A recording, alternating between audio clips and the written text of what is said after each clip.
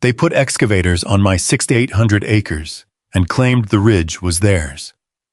I was checking fence on Keller Ridge when I heard diesel, where there should have been nothing but cattle and wind. By the time I reached the ridge, excavators were cutting into my 6,800 acres beneath a sign for Cedar Vista Ridge Park. Their plans said my land was HOA common space and carried a real county recording number. That was when I knew this wasn't going to end at the gate.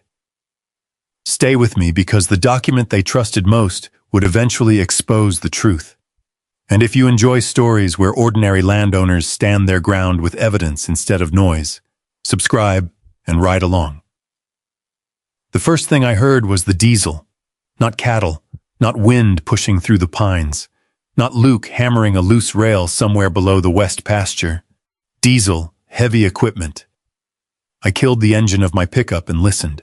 The sound came from beyond the western fence line, deep inside Keller Ridge Ranch, where there wasn't supposed to be anything but timber, grass, and a long slope that looked down toward Cedar Vista. I had owned those 6,800 acres long enough to know every sound that belonged there. That one didn't. I stepped out, checked the stretch of fence I'd been repairing, then looked toward the ridge. A second engine growled. Metal struck rock. I got back in that truck. The old ranch road climbed through lodgepole pine before narrowing near the ridge. About half a mile in, I found fresh tire tracks. Not pickups, tandem dump trucks. Then I saw orange survey flags. 20 yards farther, the road changed completely. Someone had widened it. Trees had been cut back. Topsoil was scraped to both sides. Fresh gravel covered ground where I'd driven cattle the previous spring. I stopped the truck. An excavator swung its boom across the slope ahead of me. A dump truck backed toward it, beeping steadily. Beyond them, another machine was cutting a flat shelf into the hillside. For a few seconds, I just sat there with both hands on the steering wheel. My wife used to tell me silence was how I got angry. She'd been gone 6 years, but I could still hear her saying it, so I stayed silent. Then I drove forward. A temporary construction sign stood beside the new road. Cedar Vista Ridge Park Phase 1, below that, was an architectural rendering. Parking spaces, walking paths, a timber pavilion, an overlook deck facing the mountains. I read it twice. Cedar Vista was the HOA development below my eastern boundary. Nice houses, stone entrances, matching mailboxes. The kind of place where people argued about roof colors and parked trailers. It was not part of Keller Ridge Ranch, and Keller Ridge Ranch had never been part of Cedar Vista. I parked beside a white contractor truck and walked toward the nearest crew. A man in a hard hat noticed me first. He was about 50, broad through the shoulders, safety vest dusty from the road. "Can I help you? You running this site?" He nodded. "Martin Hayes, Superintendent, Grant Keller." His expression changed slightly. Not fear, recognition. That interested me. I pointed toward the excavator. "Who told you to cut this road?" Martin glanced toward the project sign. Cedar Vista contracted the job. "That's not what I asked." The excavator bucket hit the ground behind us. I raised my voice just enough to carry over the machine. "Who told you they owned this ground?" Martin studied me for a second, then lifted one hand toward the operator. The machine stopped. The sudden quiet felt almost violent. Martin walked to his truck and pulled a rolled plan set from behind the seat. "We were given full site authorization," he said. "Access, grading, drainage, improvements. I don't mobilize a crew without paperwork." "Good." He looked at me. "Why good?" "Because paperwork can be checked." He opened the plans across his tailgate. The first sheet showed Cedar Vista subdivision boundaries. I recognized the shape of the development immediately. Then I saw the proposed park. It extended west from Cedar Vista and climbed straight onto my ridge. Martin tapped a shaded section. "That's the project parcel." Printed inside the shaded area were 6 words. "Cedar Vista Common Open Space, Tract C." I stared at them. Martin said, "That's what we were provided. There is no Tract C on this ranch." His jaw tightened. "Mr. Keller, I'm not trying to get between you and your HOA. It's not my HOA." That stopped him. I pointed down the hill. "Cedar Vista ends east of my boundary. Every acre you're standing on belongs to Keller Ridge Ranch." Martin looked toward the excavator, then back at the plan. "These documents say otherwise. I've owned this ranch for 23 years. My family owned it before that. Then somebody needs to explain the discrepancy." I looked past him. The damage was already larger than I'd first realized. Maybe 800 feet of road-cut duck culvert pipe stacked beside a drainage channel. Survey stakes running toward the high meadow. This wasn't somebody wandering across a fence. This was a planned construction project. Permits had been requested. Contractors had been paid. Equipment had been moved. Somebody had spent serious money believing they had the right to build on my land. I took out my phone and photographed the plans. Martin didn't stop me. "Who's your contact at Cedar Vista?" "Diane Mercer." I knew the name. HOA president. I'd seen her twice at county meetings.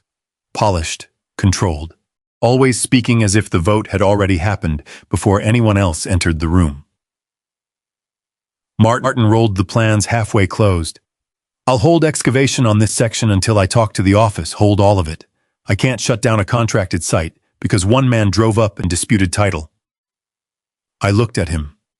"I'm not asking you to take my word for it." Then I tapped the shaded area again. "I'm telling you that if you're right, I'll know soon enough. If I'm right, every additional bucket of dirt you move becomes somebody's problem." Martin didn't answer. Neither did I. The wind pushed through the exposed soil and carried dust across the tailgate. That was when I noticed something in the lower corner of the sheet. A recording reference, not an HOA file number, not an architect's notation, a county document number, book, page, instrument number, official format. I leaned closer. Martin followed my eyes. "You recognize it?" "No." I took another photograph. "But I recognize what it means." My anger changed right there. Until then, I had assumed Cedar Vista had crossed a boundary and gotten arrogant. A bad map. A careless board. Maybe a contractor handed the wrong survey. But if that recording number was real, somebody had attached this construction project to an actual county record. I looked back at the machines sitting on my ridge. For the first time that morning, I wasn't wondering why Cedar Vista thought it could build on my land. I was wondering what document had convinced them the land was theirs. By noon, I was sitting across from Rebecca Sloan with the photograph of that recording number enlarged on her monitor. Rebecca had handled property disputes around western Montana for nearly 20 years. She didn't get excited by threats, and she didn't trust maps just because somebody stamped them. She zoomed in. "That's a real recording format." Martin thought it was real. Martin's building a park. He'd better think it's real. I set my deed on her desk. "So what does it belong to?" Rebecca grabbed her coat. "We find out before Diane Mercer has time to explain it for us. At the county records office, we started with my title. Keller Ridge Ranch showed exactly what I expected. 6,800 acres assembled through old family parcels, later consolidations, and boundary surveys. Cedar Vista sat against the eastern side. Rebecca found one recorded right benefiting the subdivision, a 30-foot utility easement. "Here," she said. I read it. "Underground power and communications. Limited access for installation and repair. No road, no park, no recreational use, no transfer of ownership. That's all they've got? That's all that's recorded against your title." For the first time since seeing the excavators, I felt the pressure ease. Then Rebecca said, "Don't celebrate." She entered the number from Martin's construction plan. A record appeared, the year Cedar Vista had first been proposed. Rebecca opened the scanned document. The shape on the page was immediately familiar. There was the subdivision, there was my ridge, and there, shaded along the western edge, was the same area Martin's plan called Tract CI leaned closer. "So it is recorded. The document is recorded," Rebecca said. "That doesn't mean the land was conveyed." She pointed at the title Preliminary Development Exhibit, not final plat, not deed, not easement, a proposal. The developer had once planned to acquire a section of Keller land for trails and open space. On this early exhibit, the proposed common area extended onto our ridge. Rebecca pulled the final subdivision plat recorded later that year. The difference was obvious. The western line had moved east, the ridge was gone from Cedar Vista. Tract C was gone with it. I looked between the two maps, so they took an abandoned proposal and built from it. That's what it looks like. How does a preliminary exhibit end up in a construction package 18 years later? Rebecca didn't answer immediately. That worried me more than if she had. She pulled the chain of title for the proposed tract. Nothing. Then grant deeds. Nothing. Subdivision amendments. Nothing. No Keller signature transferring the ridge. No purchase agreement recorded against the property. No recreational easement. No dedication. No Tract C. She leaned back. Your title is clean. Then we stop them. We notify them immediately. But first, I want copies of everything. I understood why. Diane Mercer had put contractors and heavy equipment hundreds of feet inside my ranch. If she had made a mistake, she needed to correct it. If she hadn't made a mistake, I wanted to know exactly what she'd relied on before she learned what we knew. Rebecca ordered certified copies of the preliminary exhibit, final plat, utility easement, and my current deed. While the clerk worked, I studied the 2008 map again. My father had still been running most of Keller Ridge then. He hated selling land. Not because he believed every acre was sacred, but because he'd watched neighboring ranches get divided one convenient piece at a time. 10 acres became 40. 40 became a road became houses. By the time people noticed what they'd traded away, there wasn't enough ranch left to argue about. Rebecca slid another file toward herself. Grant. Something in her voice made me look up. She had found an old Cedar Vista filing from the same development period. Most of it was routine, road maintenance, utility access, drainage responsibilities. Then her finger stopped halfway down an index page. One entry had no scanned attachment. Ridge Access Agreement. Keller, Cedar Vista. I read it twice. What is that? I don't know yet. You just said there's no recreational easement. There isn't. Then what's an access agreement? Could be nothing. Could be permission for a specific purpose. Could be something that expired. And could it let them build? Rebecca closed the folder. Not by itself. But until I read it, I'm not telling you it doesn't matter. That was the first moment all day I felt genuinely uncertain. Ownership was one question. Use was another.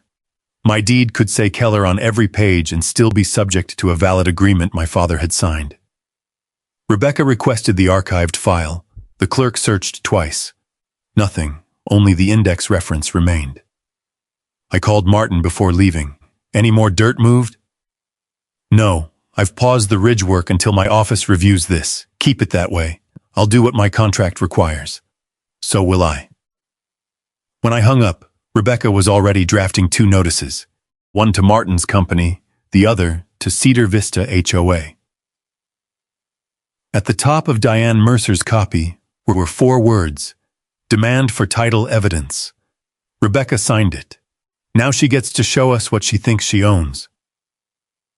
I picked up the certified final plat and looked at the clean western boundary. The map said the ridge was mine. The deed said the ridge was mine. The survey history said the ridge was mine, but somewhere in an old county index was an agreement with my father's name attached to Cedar Vista. And until we found out what he'd promised them, I couldn't be certain whether Diane Mercer had invented Tract C, or whether she was about to use my father's own signature against me. Rebecca sent both notices before we left the records office. The first demanded that Martin's company suspend work inside the disputed area. The second went directly to Diane Mercer. Stop all construction activity and produce every deed, easement, license, agreement, or recorded instrument Cedar Vista claimed, gave it rights to Keller Ridge. Diane didn't answer Rebecca. She called me. I was halfway home when her name appeared on my truck display. Grant Keller. Mr. Keller, This is Diane Mercer. Her voice was exactly how I remembered it from county meetings. Calm, polished. Not a trace of uncertainty. I received your attorney's letter. Then you know what we're asking for. I know you're disrupting a community project that's been planned for years. On my ranch, a small pause. That's precisely the misunderstanding I'd like to clear up. I pulled onto the shoulder. Go ahead. Your father granted Cedar Vista access to that ridge years ago. He understood its importance to the community. Access isn't ownership. Nobody said it was. Your construction plan does. Silence. Then she shifted. The terminology on development drawings can be technical. Tract C isn't technical. It doesn't exist. According to which document? My deed. The final plat. County title records. Diane gave a quiet breath that almost sounded sympathetic. Grant, your father and the original Cedar Vista board had an understanding. Perhaps you weren't involved enough at the time to know the details. That landed exactly where she intended it to. My hand tightened around the steering wheel. I'd spent years working equipment contracts across Montana, while Dad kept Keller Ridge running. I came home whenever I could, but whenever I could wasn't the same as being there. Then my wife got sick. For 2 years, the ranch became something I saw through truck windows between hospitals, jobs, and home. Dad never complained. After she died, he was the one who kept telling me the ranch would still be there when I was ready. He died 3 years later. Diane knew none of that, but she knew enough to use absence like a blade. Your father understood what was good for the community, she said. I almost answered. Almost told her exactly what my father thought about people confusing neighborliness with ownership. Instead, I remembered Rebecca documents first. You have the agreement, we have records, send them to my attorney. I don't think attorneys need to turn this into a confrontation. You put excavators on my land, our land use rights are established, then proving them should be easy. Her voice cooled. You should be careful about stopping a contracted improvement project, Mr. Keller. There are costs attached to delays, so send Rebecca the document. Another pause. I'll have our files reviewed. She hung up. I sat there for several seconds, listening to the ticking of the cooling engine. She hadn't said she had a deed, she hadn't said she had an easement.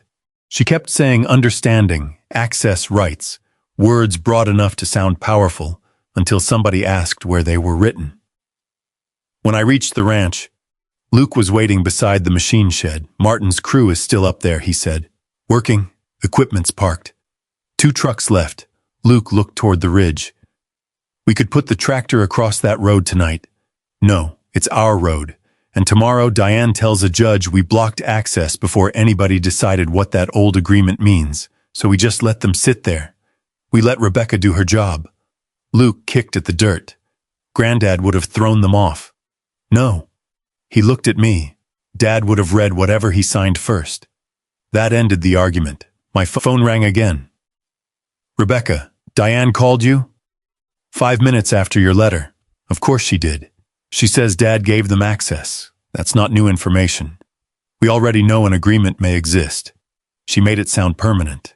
Did she use the word easement? I thought back. No deed, no recorded, right? No. Rebecca's voice sharpened. Good. Don't fill in blanks for her. I walked into Dad's old office off the mudroom. His metal filing cabinet still stood against the wall. Taxes, grazing leases, equipment receipts, fence invoices. I pulled the drawer marked Cedar Vista. There were only a few items, a notice about utility work, 2 letters concerning cattle getting through a damaged subdivision fence, a flyer for something called the Cedar Vista Charity Trail Ride. I stopped. The flyer was 12 years old. Across the top, in Dad's handwriting, were 3 words. One day only. I called Rebecca. I found something. Tell me Charity Trail Ride. Dad wrote one day only on the flyer. Keep looking. Behind it was an envelope with Cedar Vista's old logo. Empty. On the front, Dad had written access agreement. Copy to HOA. The actual agreement wasn't there. But now I knew Diane had told at least one part of the truth. My father had given Cedar Vista access. The question was, how much? Rebecca was quiet when I told her. Then she said, "Grant, until we find that agreement, don't touch their equipment. Don't block the disputed road. And don't give Diane anything she can use. What if the agreement is broader than Dad remembered? Then we deal with what it says. And if it gives them permanent access, we deal with that too." I looked through the office window toward the distant ridge. For the first time, anger wasn't the hardest thing to manage. Uncertainty was, because Cedar Vista didn't need to own those 42 acres to make this complicated. If my father had granted them a permanent right across the ridge, Diane might have found the one piece of paper capable of turning my clean deed into a much harder fight. And somewhere, either in an old HOA archive or a forgotten file box, that paper was still waiting to be read. Tom Vance arrived at Keller Ridge just after 7 the next morning. He drove an old white survey truck with faded lettering on the door and enough equipment in the bed to make Luke stop what he was doing and stare. Tom climbed out, looked toward the ridge, and said, "Show me where they think the line is." That was all the introduction he needed. Rebecca had hired him before sunrise. For the next 3 hours, Tom worked without drama. Total station, GPS receiver, old plats, field notes. He found an iron monument beneath 6 inches of grass. Then another, near a weathered fence corner my father had rebuilt twice. Every point told the same story. Cedar Vista's actual boundary sat far east of the construction zone.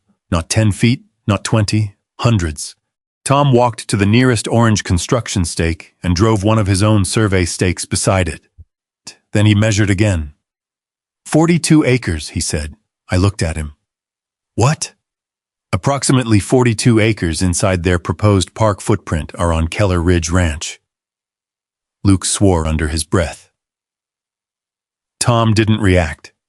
He pointed toward the cut road, and most of this grading is nowhere near their utility easement. That mattered. A mistake at a boundary line was one thing. 42 acres was a project. I called Rebecca. She was already on her way. By the time she arrived, Tom had marked enough physical points that even someone without a survey license could see the problem. The stakes formed a hard line through the grass. Cedar Vista's construction sat on the wrong side of everyone.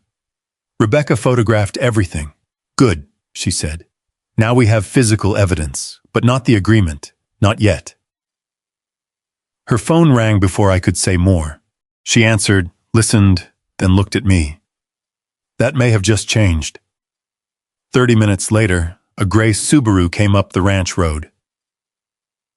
The woman who stepped out was small, silver-haired, and carried a banker box against her chest. "Eleanor she said. "I was Cedar Vista's treasurer for 11 years. Rebecca had located her through an old board filing." Eleanor looked toward the machinery on the ridge and shook her head. I wondered when this would catch up with them. She set the box on my tailgate. Inside were old meeting packets, budget sheets, insurance records, and copies of board correspondence. Then she pulled out a thin folder. Ridge Access Agreement. My father's signature was at the bottom. I felt my chest tighten before I read a single word. Rebecca took the document and read it first. Her eyes moved slowly down the page. Then she handed it to me. The agreement was simple. Cedar Vista residents could use one designated ranch road for one Saturday each October. Purpose: annual charity trail ride. Term: 5 years. No overnight access. No commercial activity. No permanent improvements. No grading. No structures. No transfer of title. Permission revocable by the Keller family. I read those lines twice, then a third time. Luke leaned over my shoulder. "That's it?" "That's it," Rebecca said. The 5-year term had expired 7 years ago. No renewal, no amendment, no recorded easement, no permanent right of any kind. For the first time since Diane mentioned my father, I felt the tension leave my shoulders. He had done exactly what I remembered him doing. He had helped neighbors and he had put the boundary around the favor. Eleanor tapped the page. Your father was very clear about this. You were there? I wrote the first check for the event insurance. She smiled faintly. He told the board, you can cross my road for the ride. That doesn't make it your road. I looked back toward the ridge. Diane had taken 5 years of limited permission and stretched it into ownership. Rebecca's expression had changed. Not relief, focus. This agreement destroys their construction argument. Eleanor nodded. It should have stopped them before construction started. Rebecca looked at her. Why didn't it? Eleanor hesitated. Then she reached deeper into the box, because Diane already knew what it said. The air seemed to tighten again. Eleanor pulled out a printed email chain. 3 years old, subject line, Ridge Access Agreement, Development Options. Diane asked HOA counsel whether this agreement gave Cedar Vista enough rights to improve the ridge, Eleanor said. Rebecca took the pages, and counsel answered. Eleanor looked straight at me, very clearly. My hope turned into something colder. If Diane had been warned 3 years ago, then this wasn't a mistake in a construction office. It wasn't a misunderstood map. It wasn't somebody confusing access with ownership. Rebecca folded the email chain once and placed it inside her case file. What did the lawyer tell her? Eleanor's answer came quietly. That Cedar Vista owned nothing up there. Then she added one more thing, and Diane replied to the email. I stared at the pages in Rebecca's hand. For days, Diane had acted like my father had given Cedar Vista some permanent right to Keller Ridge. Now we had the agreement, proving he hadn't, and sitting inside Rebecca's folder was something potentially worse for Diane than the agreement itself. Proof she may have known that all along. Rebecca spread the email chain across my kitchen table. Eleanor sat opposite us. Luke stood near the sink, arms folded, while Tom had gone back to the ridge to finish his survey notes. The first message was from Diane Mercer to Cedar Vista's attorney 3 years earlier. She had attached the Ridge Access Agreement and asked whether Cedar Vista could use it to support future recreational improvements on the Western Ridge. The attorney's answer was 4 paragraphs long. Rebecca circled 2 sentences. Cedar Vista holds no ownership interest in the Keller Ridge property. Any permanent improvement would require purchase of the relevant land or negotiation and recording of a new easement with the Keller owner. There was no ambiguity, no legal jargon to hide behind, no interpretation required. Then Rebecca turned the page. Diane's reply was 8 words. Understood. I will advise the board accordingly. Luke read it over my shoulder. She knew. Yes, Rebecca said, and built anyway. That's what the evidence now suggests. I walked to the window. From the house I couldn't see the construction site, but I knew exactly where it sat. 42 acres, a road cut into the slope. Drainage work started, thousands of dollars in material already delivered. For days I'd been asking myself whether Diane was arrogant, careless, or simply convinced that an old agreement gave her more authority than it did. That question was gone. 3 years before the first excavator touched Keller dirt, an attorney had told her the ridge wasn't Cedar Vista's. She acknowledged the warning, then she approved a park anyway. Eleanor broke the silence. I left the board about 18 months after that. Why? Because meetings changed. She looked uncomfortable saying it. Diane stopped asking whether the HOA had authority to do something. She started asking how much resistance there would be. Rebecca looked up. Did the board ever vote to purchase the Keller property? Not while I was there. Negotiate an easement? No. Appropriate money for either? No. That was enough. Rebecca gathered the documents. We send this to the contractor. Luke pushed away from the counter. That's it? What were you expecting? I was expecting us to close the road. He pointed toward the equipment shed. I can have the tractor across it in 10 minutes. No, I said. Luke looked at me. They're 42 acres inside our ranch. I know. They've already ignored one notice. I know that too. Then why are their machines still sitting up there? I understood his anger because mine was worse. I wanted the road closed. I wanted every truck turned around at the gate, but wanting something and doing something smart weren't always the same thing. If she's wrong, I said, I don't have to become wrong to stop her. Luke's jaw worked for a second. Then he looked away. Rebecca nodded once. Exactly. She explained the next move. Martin Hayes had received a construction package representing that Cedar Vista controlled the project area. Until now, he had two competing claims, the HOA that hired him, and the ranch owner telling him the plans were wrong. Tomorrow, he would have something different, a deed, the final recorded plat, Tom's licensed survey, the expired access agreement, and Diane's own email acknowledging Cedar Vista needed to purchase land or obtain a new easement before building. Don't make Martin choose between personalities, Rebecca said. Make him choose between documents. That afternoon, Diane finally responded to Rebecca's demand, not with a deed, not with an easement. A 3-page letter from Cedar Vista's current council accused me of interfering with a long-established community project and warned that construction delays could create substantial financial damages. Rebecca read it once. Then she smiled without humor. They still didn't attach title. My phone rang 20 minutes later. Diane, I let it ring. Then a voicemail appeared. Grant, this has gone far enough. Your father's cooperation with Cedar Vista is well documented. If you continue disrupting this project, the association will protect its interests. I played it twice. Not because I needed to hear the threat again, because I noticed what she still didn't say. Our land, our deed, our easement. She said interests. Rebecca forwarded the voicemail to the case file. Before sunset, Tom returned with his signed preliminary survey report. The project boundary was marked in red. The Cedar Vista line was marked in black. Between them sat 42 acres of Keller Ridge Ranch. Rebecca placed the report on top of everything else.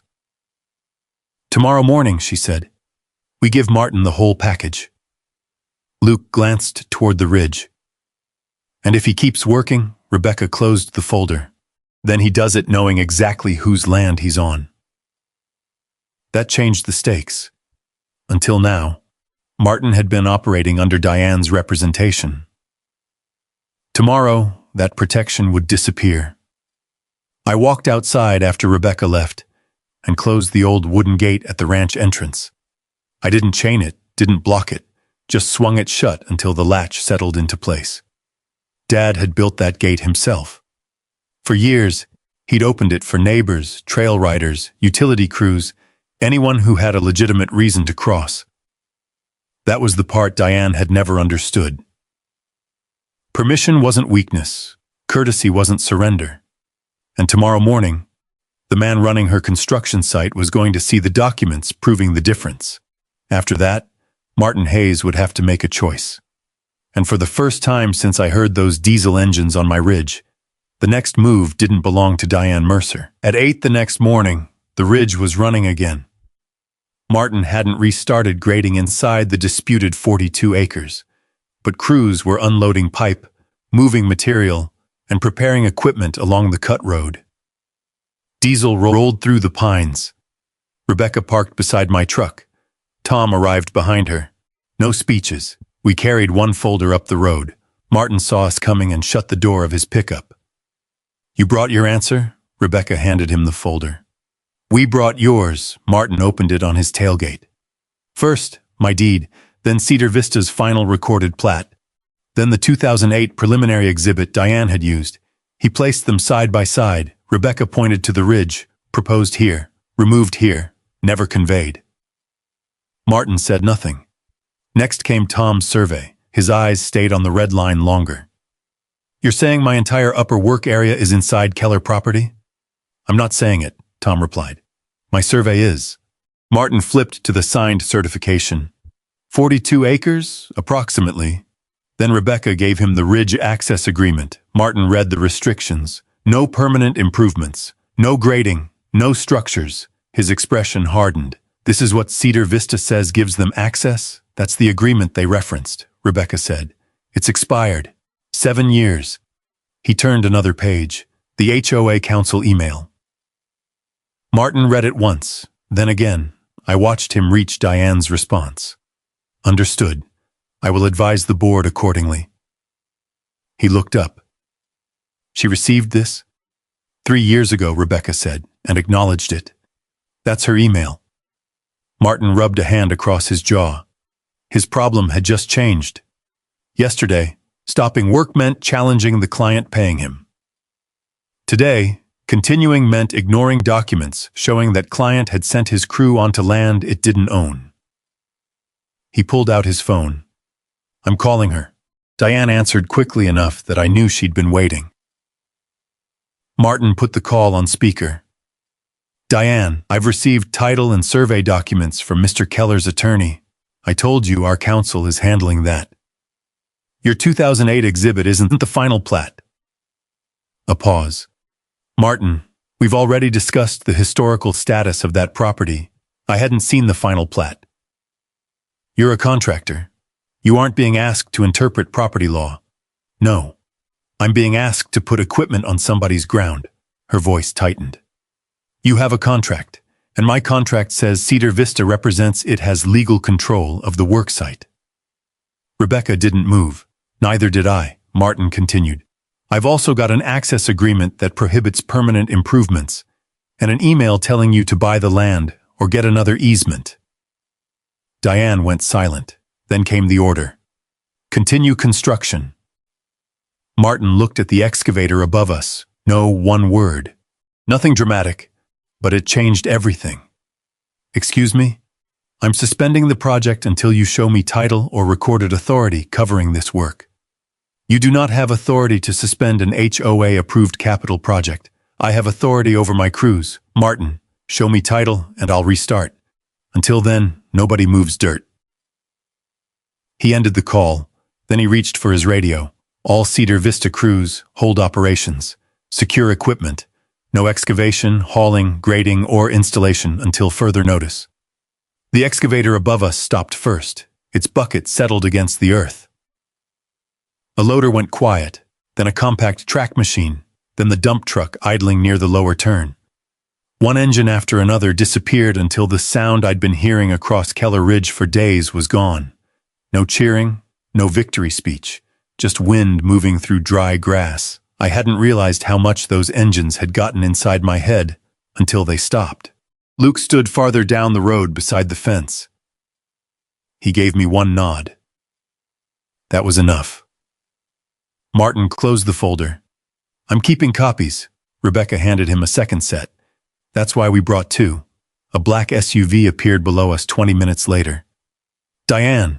She drove up the construction road faster than anyone should on loose gravel, stopped beside Martin's truck, and stepped out holding a leather portfolio. She looked at the silent machines, then at me. What did you do? Nothing, I said. That was the truth. Martin stepped between us. I suspended work. I told you to continue, and I told you what I need. Diane opened her portfolio. Our board approved this project. We've invested substantial association funds. You cannot shut it down because Grant Keller suddenly objects to land use his family allowed for years. Martin pointed toward Tom's survey stakes. Those aren't objections. They're boundaries. Her eyes moved to Rebecca. This is intimidation. Rebecca's answer was quiet. No. It's notice. Diane looked back at me. For the first time since this started, the confidence in her face wasn't effortless. She had lost control of the machines, and she knew it. You think this settles anything? No. Good. She closed the portfolio. Because Cedar Vista has used that ridge openly for years. We've maintained access. We've invested in it. There are legal rights that don't disappear because you found an old piece of paper. I looked toward the expired agreement in Martin's hands. Your old piece of paper? Her jaw tightened. Then she stepped closer. Then we'll take the ridge in court. She turned, walked back to her SUV and left. The dust from her tires hung over the road after she disappeared. Rebecca watched it settle. That wasn't just anger. What was it? A legal theory. I looked at her. She took the folder from Martin and opened it to the access agreement. If she's going where I think she's going, she's about to argue that years of use created rights. Her deed doesn't erase. The engines were quiet. The construction had stopped. But standing on that ridge, surrounded by machines Diane could no longer command, I understood the next fight would be harder. She wasn't trying to restart an excavator anymore. She was going to ask a judge to give Cedar Vista a legal right to the land beneath it. The papers arrived the next afternoon. Cedar Vista HOA had filed for an emergency injunction. Rebecca read the petition at my kitchen table while I stood across from her. They're claiming long, continuous use, she said. Trail access, maintenance, community activities. They're arguing Cedar Vista developed enforceable rights through years of open use. Luke frowned. But we have the deed. Ownership isn't the only question they're putting before the court. That was the part I didn't like. Diane wasn't claiming Cedar Vista bought the 42 acres anymore. She was shifting the argument. If she couldn't prove ownership, she'd try to prove a right to use them. The petition asked Judge Helen Ward to prevent me from interfering with access and to allow construction to resume while the claim was litigated. If granted, those silent machines could start again. When's the hearing? 4 days. I looked toward the western ridge. Then we've got 4 days. Rebecca tapped the expired agreement. This is still our strongest evidence. Their historical use began with permission, but I want proof of how that permission actually worked. Tom knew where to look. Rain started the next morning as we climbed toward the ridge in his survey truck. The construction equipment sat where Martin had left it, dark and motionless. Tom drove past it. Your dad ever lock the upper cattle road? Every winter. Show me. We found the first old gate below the high meadow. The current gate was newer, but beside it stood 2 weathered posts with rusted hinge hardware buried in the wood. Tom photographed them and marked the coordinates. Farther north we found another, then a third, physical barriers predating Cedar Vista's claimed continuous access.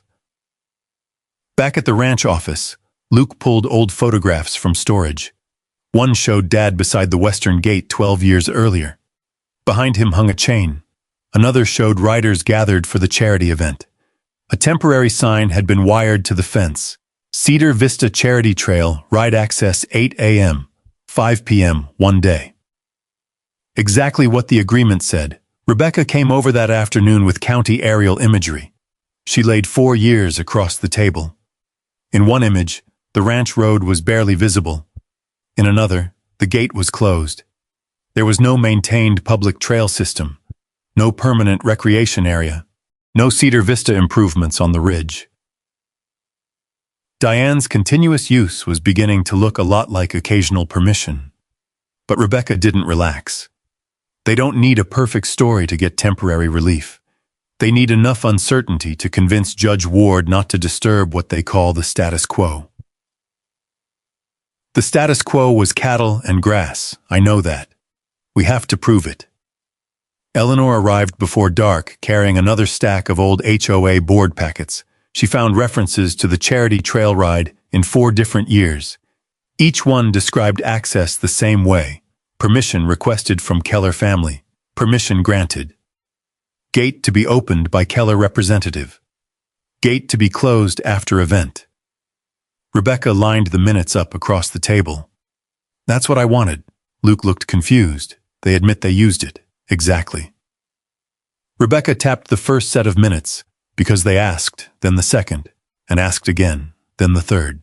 If Cedar Vista believed it already had a permanent right, why would it keep requesting permission for the first time since the injunction arrived? I felt the balance shift. Diane had built her court claim around years of use. Those same years created a paper trail showing my family controlled that use. Eleanor opened one final binder. This is from the development committee. Rebecca flipped through it. Most pages were duplicates we'd already seen. Then she stopped. The 2008 preliminary exhibit, the same map Diane had given Martin. Rebecca held it beside the copy from county records. Wait. What? She pointed to the lower edge. The county scan was faint there. Eleanor's board copy was clear. Near the proposed ridge tract was a handwritten notation. Small, dark ink, partially covered by an old filing stamp. Rebecca moved under the desk lamp. I leaned over her shoulder. I could make out Keller, then something after it. What does it say? Rebecca didn't answer. She took out her phone, photographed the map, and enlarged the image. Her expression changed. Not surprise. Recognition, the kind Rebecca got when a loose fact suddenly locked into place. Luke stepped closer. Is it important? Very. What does it say? She closed the binder. You'll hear it when Diane hears it. I stared at her. We've got a hearing in 4 days, which is exactly why we're not sending this to Cedar Vista tonight. Rebecca placed Eleanor's original map in a document sleeve. We authenticate it. We compare it to the final plat. Then we let them walk into court relying on the preliminary exhibit they've been using from the beginning. I understood. For days, Diane had treated that old map like her shield. Rebecca had just found something written on the shield itself. The rain kept falling outside. Up on the ridge, the excavators remained silent. But the next time Diane tried to start them, she wouldn't be arguing with Martin Hayes. She'd be standing in front of Judge Helen Ward, and she still didn't know what Rebecca had found in the corner of her own map. The hearing room was smaller than I expected. No jury box, no dramatic gallery, just old wood, fluorescent light, 2 counsel tables, and a screen mounted beside Judge Ward's bench. Diane was already there. Dark suit, straight posture, leather folder centered in front of her. She looked composed. That bothered me more than anger would have. Cedar Vista's attorney began by calling the Ridge Historic Community open space. He talked about years of trail use, maintenance, neighborhood expectations, and money already committed to the Ridge Park project. Then he put the 2008 preliminary exhibit on the screen. There it was again, the same shaded area, the same proposed Tract C, the same map Martin had been given before his crews ever touched my dirt. Diane's attorney pointed at it. Cedar Vista's relationship with this ridge did not begin last week. It has existed for years. Rebecca wrote something on a legal pad. I leaned toward her. He's using it, I know. He thinks it helps, I know. Judge Ward asked one question. Counsel, is this the final recorded subdivision plat? A pause. No, Your Honor.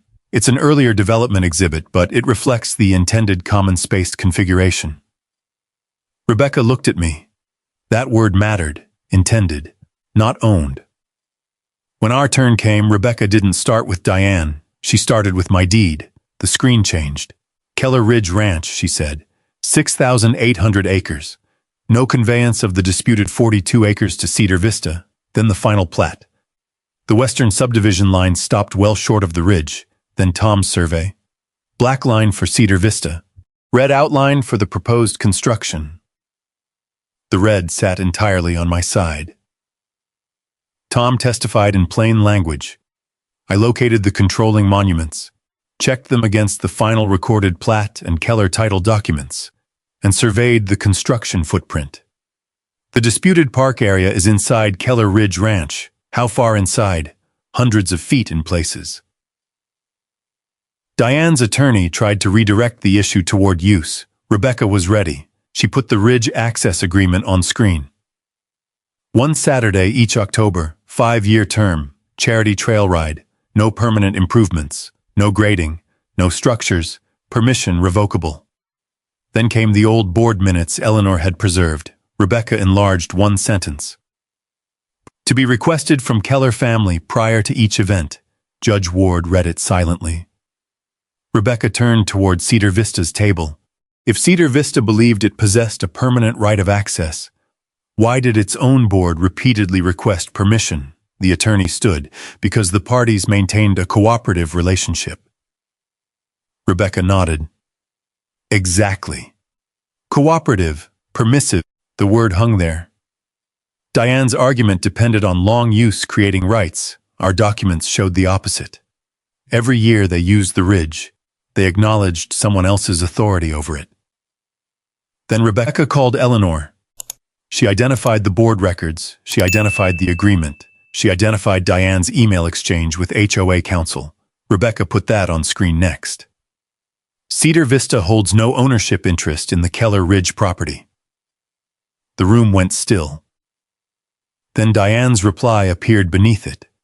Understood. I will advise the board accordingly. Judge Ward looked directly at Diane. Miss Mercer, were you president of Cedar Vista when this email was sent? Diane's attorney rose. Your Honor, I asked Ms. Mercer. Diane straightened. Yes, you understood at that time that Cedar Vista had not acquired ownership of the ridge. We understood the title situation was unresolved. Rebecca stood. Your Honor, the email says the opposite. Judge Ward raised one hand. I can read it, Miss Sloan. Rebecca sat. The judge turned back to Diane. Did Cedar Vista ever purchase the 42 acres? Diane hesitated. Barely 2 seconds, but after weeks of hearing her answer everything like the answer belonged to her, 2 seconds felt enormous. No. Did Mr. Keller grant a new easement? No. Did his father? Not a recorded permanent easement. That answer told me Diane finally understood the room had changed. Judge Ward leaned back. Then why did your association authorize construction? Diane's attorney stepped in. Because Cedar Vista relied on historic use, the preliminary development plan, and the long-standing expectation that the ridge functioned as shared open space. Rebecca rose again. This time Judge Ward nodded. Rebecca walked toward the screen. Let's discuss that preliminary plan. The 2008 map returned, the one Cedar Vista had been using from the beginning, the one Diane's attorney had introduced as evidence of intended common space.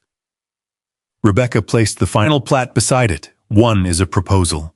One is what was actually recorded. Then she turned toward Judge Ward. Your Honor, Cedar Vista has asked this court to rely heavily on its preliminary exhibit. We have no objection to that. Diane finally looked at Rebecca, not confidently, carefully, Rebecca continued. In fact, we'd like the court to look at it more closely.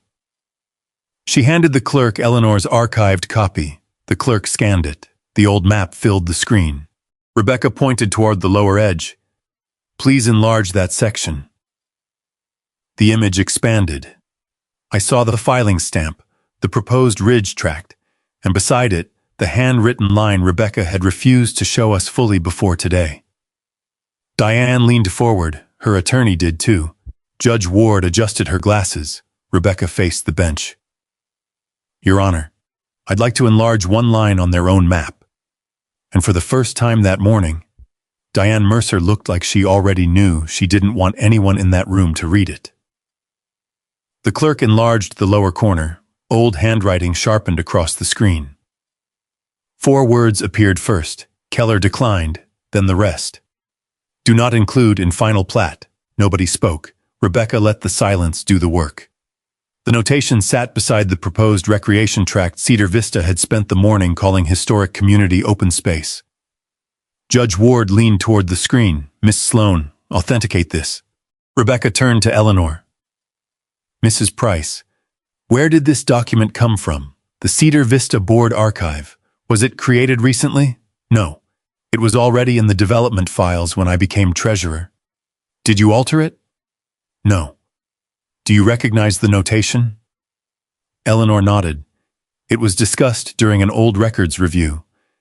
The original developer had tried to acquire part of Keller Ridge. The Keller family declined. Rebecca pointed to the final plat. And what happened after that? The ridge was removed. There it was, the whole case in one sequence. Proposed, declined, removed. Diana's attorney stood. Your Honor, a handwritten notation on a preliminary exhibit does not determine modern access rights. Rebecca didn't argue, agreed. That surprised him. She changed the screen. The final recorded plat appeared. This does, then my deed, and this, then Tom's survey, and this, then the expired agreement. And this tells us what access Cedar Vista actually received. Finally, Diane's 3-year-old email chain appeared, and this tells us what Ms. Mercer knew before she approved construction. Diane's attorney objected. Judge Ward overruled him. Rebecca walked back to the preliminary map. Cedar Vista introduced this exhibit to show that the ridge was intended to become common space. But the exhibit documents something more important. She pointed to the notation. The proposal failed. Judge Ward looked at Diane. Ms. Mercer, when did you first see this version of the map? Diane kept her voice controlled. I don't recall. Eleanor did. 3 years ago. Diane turned toward her. Eleanor didn't look away. Rebecca asked, How do you know? Because Diane asked me to locate the development archive when she was exploring expansion of the trail system. The courtroom tightened. I gave her the binder myself. Diane's attorney rose again. Mrs. Price cannot testify to what my client actually read. Correct, Judge Ward said. She can testify to what she delivered. Rebecca nodded, which is why we also have counsel's email. Back on the screen, Cedar Vista holds no ownership interest in the Keller Ridge property. Any permanent improvement would require purchase of the relevant land or negotiation and recording of a new easement with the Keller owner. Below it, understood. I will advise the board accordingly. Composure finally showed a crack, not a collapse, just a tightening around her mouth. Judge Ward saw it. So let's be precise, she said. Your association possessed a preliminary exhibit showing a proposed tract. Yes, the Keller family declined to convey that tract. According to the notation, the final plat excluded it. Yes, your access agreement prohibited grading and permanent structures. Diane hesitated. That agreement expired, which would ordinarily mean the permission expired with it, not that the restriction transformed into greater rights. Diane said nothing. Judge Ward continued. Your own counsel advised you Cedar Vista did not own the property and would need a purchase or new easement before permanent improvements. Silence again. Then came the question. If you knew the Keller family declined to convey this land, on what basis did you authorize construction? Diane looked towards her attorney. He didn't rescue her. We believed the association's long-standing use created an equitable interest. Rebecca immediately stood. Long-standing use Cedar Vista's own records repeatedly describe as permission. Judge Ward raised a hand. She didn't need more. Diane tried once more. Your Honor, residents have treated that ridge as part of their community for years. I felt something shift inside me. That sentence was the entire problem. Treated it as not purchased, not owned, not granted, treated it as... Judge Ward looked at her. Community expectation does not by itself transfer title.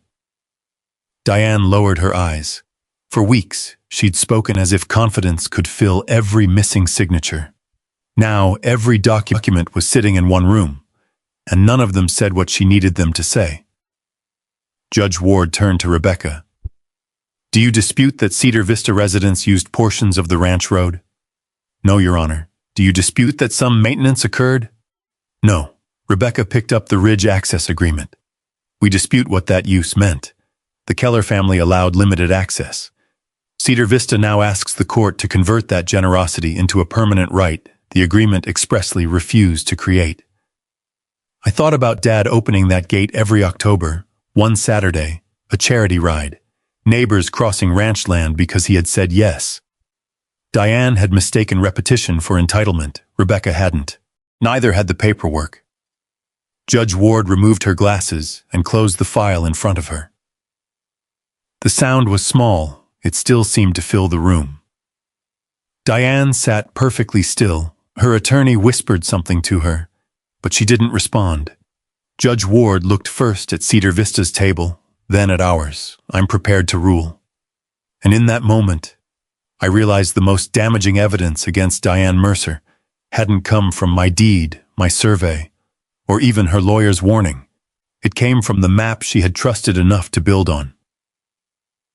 Keller declined. Do not include in final plat. Judge Ward looked at the enlarged words for another second, then turned back to the room. The court finds that Cedar Vista has not established ownership, a permanent easement, or any other right sufficient to support continued construction on the disputed portion of Keller Ridge Ranch. Diane did not move. Neither did I. Judge Ward continued. The temporary access agreement was limited, revocable, and expired. The association's repeated requests for permission are inconsistent with the claim that Cedar Vista possessed an independent permanent right. Rebecca sat completely still beside me. I had seen her do that before, when the law was finally saying what the documents had been saying all along. She never interrupted it. The request for emergency injunctive relief is denied. Was the first real release, not celebration, just pressure leaving my chest. But Judge Ward wasn't finished. The court further recognizes the Keller title and the surveyed boundary presented here. Cedar Vista is to cease all construction activity within the disputed area unless and until lawful rights are obtained from the owner.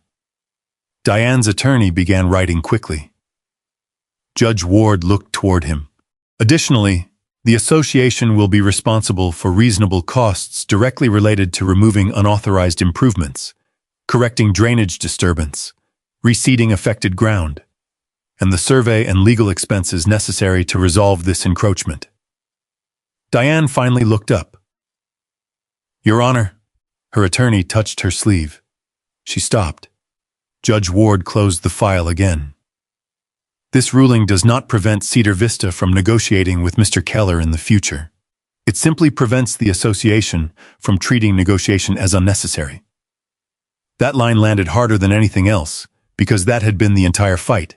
Not whether Cedar Vista wanted the ridge, not whether the park looked nice on a rendering.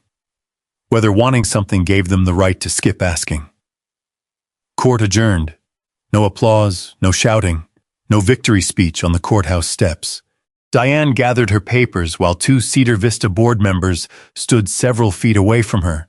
One of them asked quietly, "You knew about the attorney email?" Diane didn't answer. The other looked at the preliminary map still frozen on the courtroom screen. "You told us Keller had already agreed." Again, no answer. That was the consequence I remembered most. Not humiliation, accountability. She had to leave that courtroom beside the people whose money she had spent building on land the HOA never owned. Outside, Rebecca handed me Tom's survey folder. "That's your line." I looked at the red boundary. "No." She raised an eyebrow. "That's Dad's line. I'm just the one who had to prove it again." 3 weeks later, the machines came back to Keller Ridge. This time Martin called before crossing the gate. "I've got your restoration contract in front of me," he said. "You ready? Come on up." The same excavators that had cut the road now broke up the unfinished parking grade. The culvert pipe was hauled out. Drainage channels were reshaped. Gravel disappeared beneath loads of topsoil. Nobody was building a viewing deck. Nobody was pouring foundations. They were putting the ridge back. Luke stood beside me while Martin's crew worked. "Feels strange seeing the machines again. Different contract, different owner, same owner." Luke smiled. "Fair point." By early October, the damage was harder to see. Fresh seed covered the disturbed ground. Tom returned one last time to reset permanent boundary markers where construction had knocked out older stakes. He checked each coordinate, drove the final marker, and handed me the field sheet. Now even somebody trying hard shouldn't miss it. At the old wooden gate, I installed one steel sign, nothing sarcastic, nothing about Cedar Vista, 3 lines. Keller Ridge, ranch private land access by permission. Only Luke read it and looked at me. "You're not locking the gate? Not unless I need to." He glanced toward Cedar Vista below. After all this, I rested one hand on the weathered top rail. Dad never kept people out because he hated neighbors. The wind moved through the new grass on the ridge. He just expected them to remember whose choice it was to let them in. That was the part Diane had never understood. My father had opened this ranch for trail rides, for utility crews, for neighbors who needed to cross during bad weather. He had done those things because he could, not because somebody had taken the right to demand them. There was a difference between generosity and surrender, between access and ownership, between a favor repeated for years and a right that existed forever. Diane had spent association money trying to erase that difference. The deed didn't let her. The final plat didn't let her. The survey didn't let her. And in the end, even her own map didn't let her. Martin's last truck rolled down the ridge near sunset. The diesel faded through the pines until the ranch was quiet again. I stood beside the gate for a while after everyone left. 6,800 acres stretched behind me. Fence, grass, timber, a seasonal creek catching the last light. Nothing dramatic, just land that had belonged to the Keller family before Cedar Vista existed, and still did, after all their plans, meetings, contracts, and legal arguments were finished. Construction had stopped weeks earlier, but that wasn't really what ended in court. What ended was Diane Mercer's belief that silence meant consent, that absence meant weakness, that if a landowner didn't shout soon enough, somebody else could make decisions for him. I closed the wooden gate. The latch settled into place. I didn't lock it. Above it, the new sign caught the fading light. Access by permission only. Dad would have understood exactly what it meant. So did I. A favor can be generous, a boundary can be quiet. Neither one belongs to anyone else unless the owner says so.